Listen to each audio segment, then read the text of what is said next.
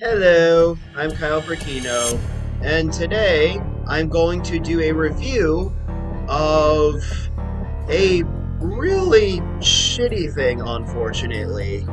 It's it has to do with the Rings of Power TV show, as you can tell by the title, but before I get into that, I'm gonna go ahead and say how I feel about season one as a sum up. I felt like the only things the first season had going for it, or that the show has going for it, excuse me, are the music and the acting. The script was terrible. The source material accuracy was damn near non-existent. The costumes looked very, very lazily slapped together, and anything else? Oh, and the monster creatures, especially the wards, looked not scary at all. Yeah, yeah, that's how I feel about Rings of Power based on that first season. Now let's move on to the titular topic of this video, the TV show's depiction of the land of Rhûn. Now, if you don't know why this video is going to focus on that, it's because it's part of a channel that's basically nothing but these fandom for the one particular culture of Middle-earth known as the Easterlings, and the other locals of their homeland of Rhûn as well as the climate and geography of Rhûn. Yeah, so let's jump into this. I only know about this portrayal of Rhûn from the stills that I have seen of the show that take place in Rhûn, and something's going on with my frame rate, or is it? In either case, I'm going to tell you this. I really hated the stills. I mean, I never actually watched the season 2. I'm pretty sure I'll revisit this topic if I watch season 2. But, yeah. From what stills I've seen taking place in Rhûn and Rings of Power, I really fucking hate the way they did it. They literally seem to think that Rhûn is Tatooine, and I'm like, no, it's not. No, it's fucking not. It's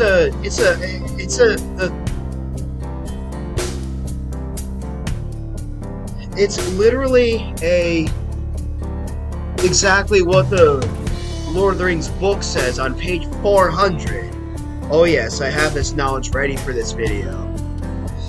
It's literally just exactly as Frodo sees it in page 400 of the Lord of the Rings book, because I have the big, thick, all three, whole trilogy in one version, 50th year anniversary. Got it 20 years ago using Barnes & Noble gift card money, and I still have that copy to this very day. Anyway, you did not need to know all that. What you do need to know is that Rhûn is not desert. It is wide, as Tolkien says in this page that I'm sure you've memorized what page by now. Wide, nameless plains and forests unexplored. In fact, I'm going to go ahead and look up. Actually, I have my phone right here. I can just do it on my phone.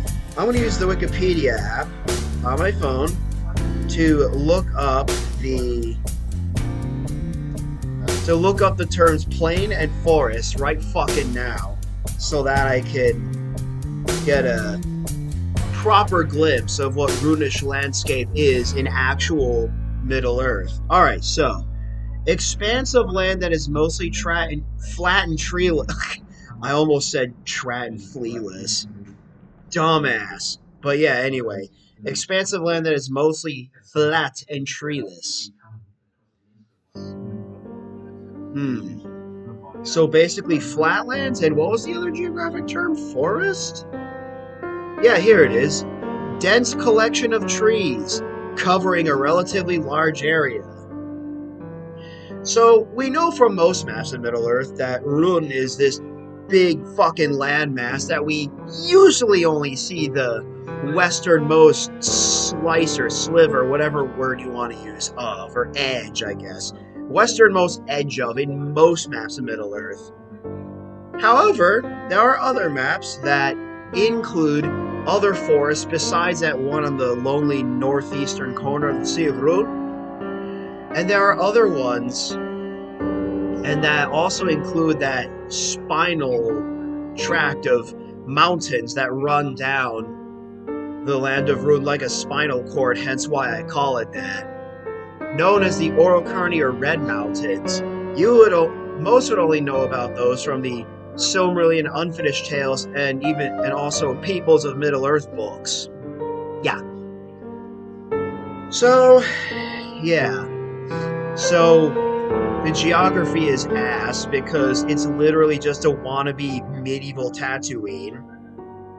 I'm like, tisk, tisk, tisk, looking at that, those stills.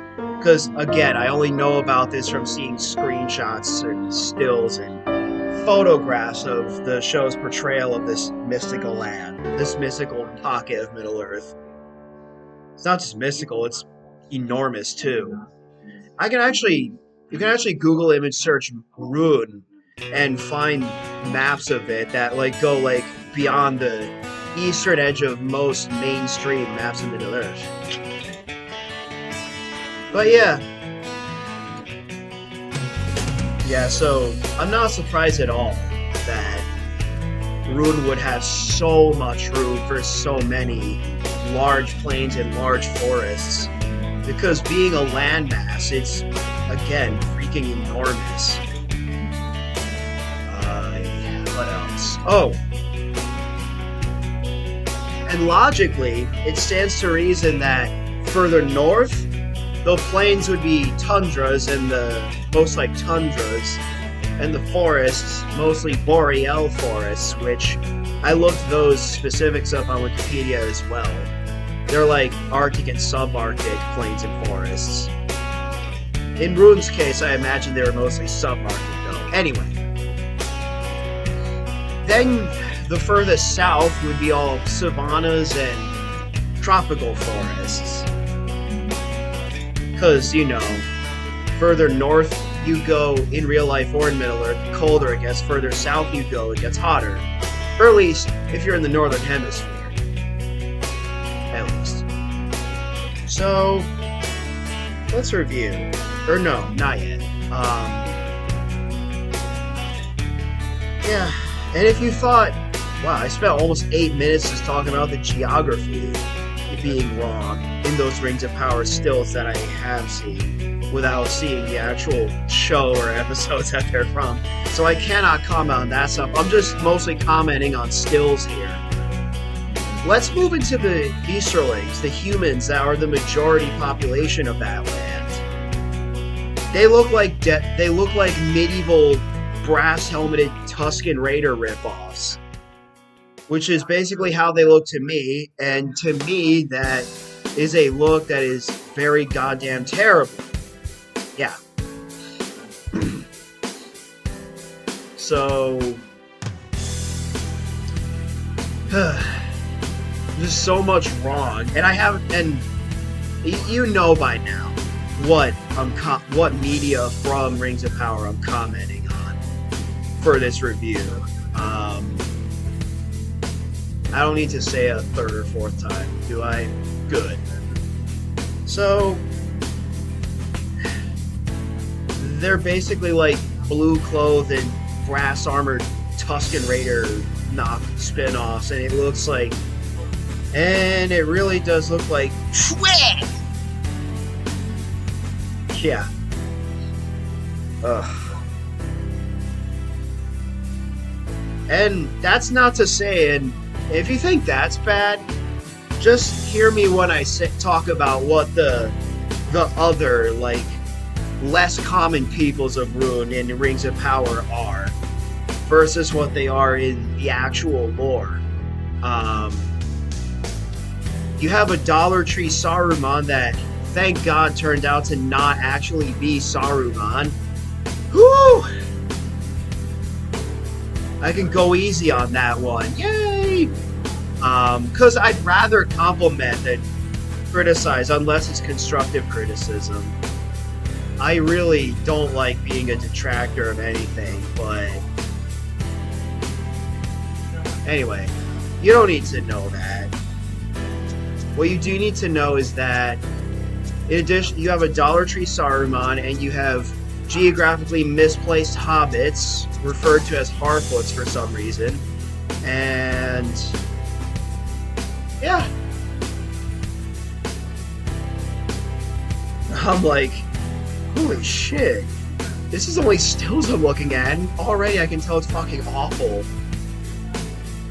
I did watch the Nerd of the Rings episode breakdowns for season 2, so I'm extracting my source material, what I'm commenting on, from that series of 8 videos by him as well. So, yeah. What else? So that's what lives in Easterling Land, or Rhûn, according to Rings of Power. What lives in Rhûn with the Easterlings, according to official Middle-earth lore? For one, these big frickin' cows and bulls, known as the Kine of Era, who I always imagined as being, well, not always, I've recently come to imagine them as being like big, like Auroch-sized yaks, and I will be linking to the Wikipedia pages for Auroch and yak in the description box, but yeah. Let's see, what else lived in the Easterlings' homeland with it? That wasn't debatable, by the way. The existence of werewolves, who I imagine as being giant yellow cobras with black underbellies, by the way.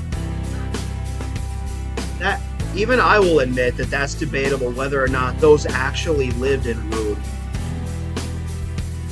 Was there even a The Last Desert in Rhûn? Huh? Because apparently the showrunners think that all of Rhûn is just The Last Desert, if so. And if not, then, like, what are you doing? Anyway. What actually lives in Rhûn? Kine of Era. 4 of the 7 races of dwarf in Middle-earth. Stiffbeards, Ironfists, Stonefoots, and Blacklocks. And I won't get into how I always envision them in this video, but I will say that there is some phenomenal concept art by this concept art genius known as Tom Romaine. And yeah, I'll link to pictures of that in the description box. In fact, he drew 2 of the pictures that my one thumbnail for previous video is actually from. Fun fact! Trivia! But yes, what else lives in Rhûn? Probably a lot of horses, because when you have an army that's as loaded with horses as the Easterlings as an army are, according to pages 400 and 639 of the 50th anniversary 1-volume edition of the Lord of the Rings, when you have armies that are that abundant with horses, you can't help but imagine that horses are like, lots and lots of horses are of multiple different breeds of horse, not just black horse, but also like bay horse, dun horse, white horse, gray horse, pinto horse, etc. Chestnut horse even are native other. How many others is that?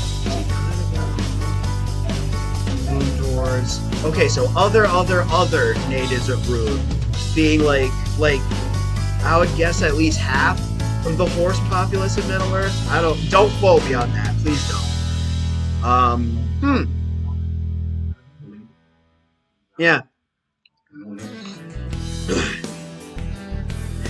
And I mean, like, I know those aren't the only problems with season 2 of Rings of Power, but I'm not gonna comment on the other problems that are outside of the Rhûnish scenes. Yeah. So overall, TV show. So overall, Rings of Power Rhûn, so fucking bad. If you do watch it for some reason, then like if you want to make your own reviews, for example, then skip over those parts and like fast forward through them the best you can, and know that that as with season 1, so too is only the acting and music serving as like silver linings, like redemptive features to, you know, actually watching the show. And by the way, I'm guessing that based on how season 1 was. Season 2? I mean, like, I heard it was better, but I'm assuming it was only the acting and music that got better. I don't know that. Don't quote me on that either. So, yeah. This is a review of all of season 2, just of the show's portrayal of Rhûn and the Easterlings and other inhabitants of Rhûn as well. Which, as you can tell by this 16-minute video by now, I really freaking hate it. Yeah. Thank you for watching. And subscribe, hit that all alerts bell. Like this video, favorite this video. And, yeah. And, aren't you glad I didn't take any cliched angles on Rings of Power as a whole? Let me know in the comments how happy you are that I didn't try to pass off activism as criticism, if you know what I mean, and if you know who I'm calling out on their shit, huh? Bye!